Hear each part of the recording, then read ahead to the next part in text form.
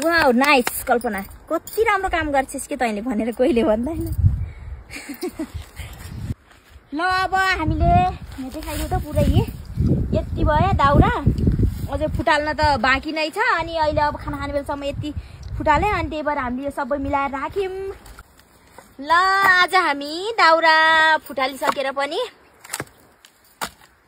उ गराउँदैछौँ, खलियो लगाउँदैछौँ। दाउराको खलियो, दाउराको खलियो, दाउराको खलियो, जाने भए मन गर बलियो भन्ने गीत गाउँथे पहिला।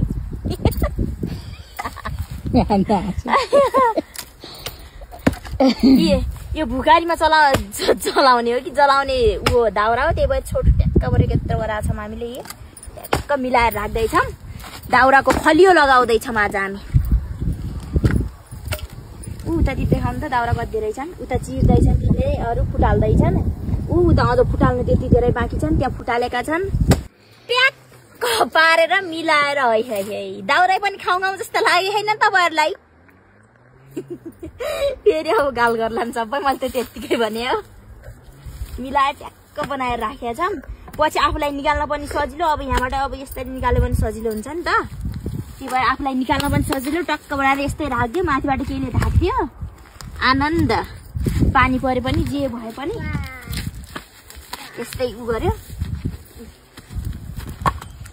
उतातिर अब त्यति छन्, अझै फुटाल्न छन् अझै बाँकी। अब यस्तै अलिअलि फुटाल्दै राख्दै गरेका छौँ हामीले, पछि एकैचोटि फुटालेपछि ऊ हुन्छ नि त, धौ हुन्छ नि त, त्यही भएर यहाँबाट लग्दै माथि राख्दै गरेका छौँ।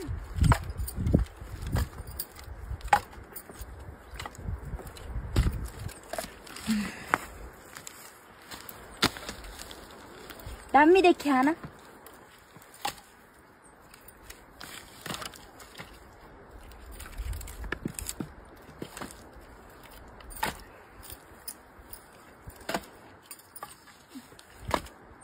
वाउ नाइस कल्पना, कति राम्रो काम गर्छस् के तैँले भनेर कोहीले भन्दैन।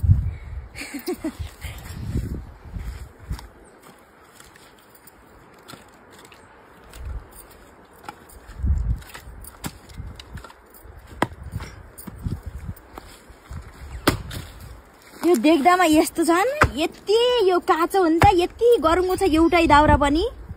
यही होला लगभग 2 केजी को लास्ट गरुङको छ। हाम्रो गाब भन्छन् के, ढाइडो गाब हुन्छ नि त, हो त्यस्तो खालका। ल अब हामीले यहाँ देखाइदिउँ त पुरै यति भयो दाउरा, अझै फुटाल्न त बाँकी नै छ। अनि अहिले अब खाना खाने बेलासम्म यति फुटाले, अनि त्यही भएर हामीले यो सबै मिलाएर राख्यौँ। भोक लागिसक्यो, कस्तो रहर लाग्दो देखिया, कति राम्रो भोक लागिसक्यो। अब हामी गएर खाना खान जान्छौँ। अब फेरि एकछिन बसी आएर यता देखाइदिउँ त, यिनीखेर आइसकेपछि अनि त्यसपछि फुटाल्ने हो। कति राम्रो, कस्तो राम्रो रहर लाग्दो देखिया छ। यो मोरुको दाउरा यति राम्रो हुन्छ, मोरु भन्ने रहेछ नि यो गाब जस्तो, एकदम रापिलो लाग्ने के, रापिलो हुन्छ यो दाउरा।